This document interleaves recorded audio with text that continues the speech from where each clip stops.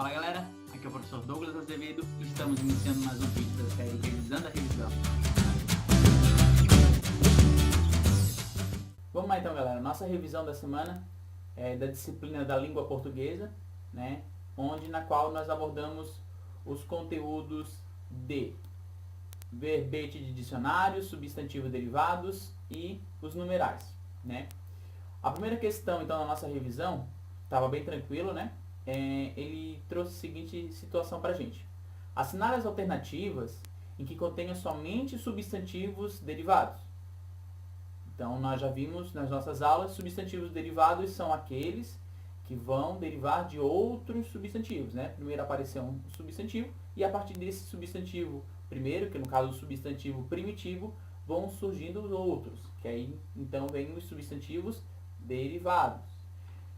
Na alternativa A nós tínhamos os substantivos cozinheira, que deriva de cozinha, copeira, que deriva de copa, e goiabada, que deriva de goiaba. Então, a alternativa A era correta. Era só eu assinalar na minha revisão. Alternativa B. Esperar é um substantivo primitivo, feliz, substantivo primitivo, cozinheira, substantivo derivado. Ok, então nós tínhamos dois substantivos aqui primitivos, então a alternativa B não se encaixava para a nossa resposta, porque nós só queríamos os substantivos derivados.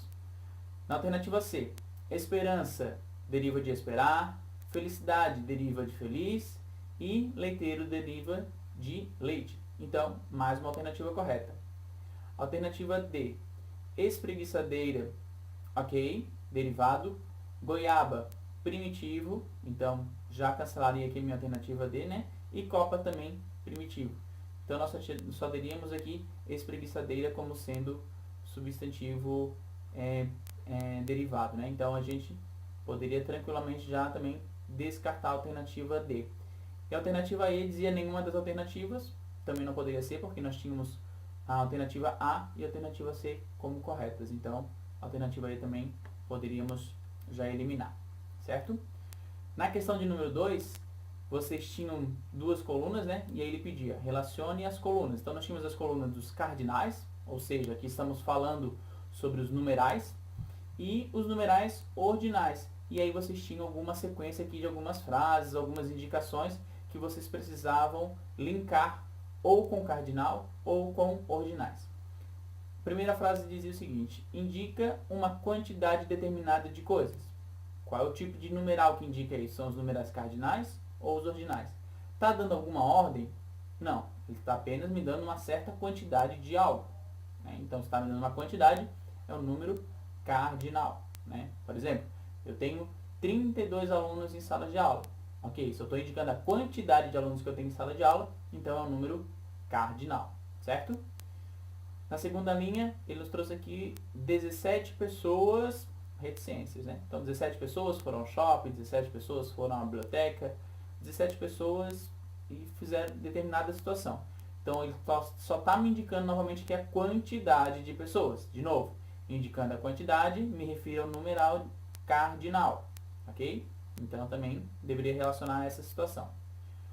Primeiro aluno a chegar na sala foi o João, foi a Maria, foi o Beltrano, foi o Ciclano, né? Aqui ele está me indicando a ordem que o aluno chegou na sala.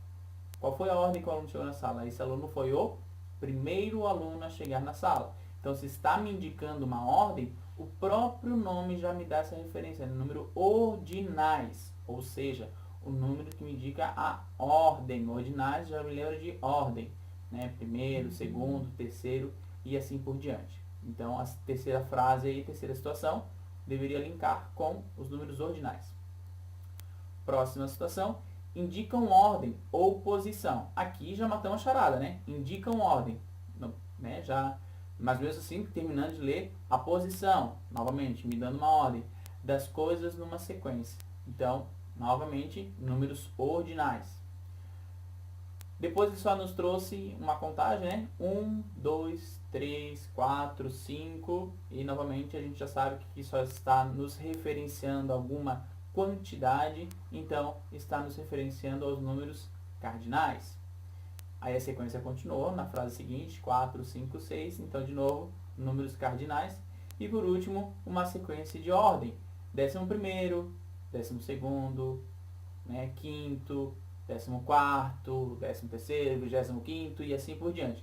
Então, todos números que me indicam uma ordem, uma colocação que existe. Então, se esses números indicam uma ordem, uma certa colocação, estamos nos referenciando aos números ordinais aqui na classificação gramatical, certo? Na questão de número 3, ele pediu que citasse 5 substantivos derivados, né? Então, vocês poderiam pegar aí 5 substantivos derivados que vocês pesquisassem, ou que vocês buscassem no material didático, ou até mesmo que vocês lembrassem de certas situações, né? Por exemplo, aqui eu peguei aqui território, que deriva de terra, jardinagem, que deriva de jardim, laranjada, que deriva de laranja, livraria, que deriva de livro, folhagem, que deriva de folha, açucareiro, que deriva de açúcar, florista, que deriva de flor, e assim por diante, né? A gente poderia ficar aqui falando N substantivos derivados que surgiram dos substantivos primitivos, certo? E a questão de número 4, ele colocou a seguinte questão para a gente. Como é denominada a classe gramatical da língua portuguesa utilizada para se apresentar a ideia de quantidade e de ordem? Então, acabamos de ver isso lá na questão de número 2, né? Onde indica quantidade e ordens. Estamos falando do quê? Estamos falando de verbete de dicionário? Estamos falando dos numerais? Estamos falando de substantivos? Ou estamos falando de adjetivos? Né? Então, como a nossa própria questão 12 lá já indicou, quando estamos falando de quantidade ou de posição ou ainda de uma ordem, nós estamos falando da classe gramatical dos numerais, certo? Onde são classificados em cardinais e ordinais. E para fechar a nossa revisão, que hoje também estava bem tranquilinha, né?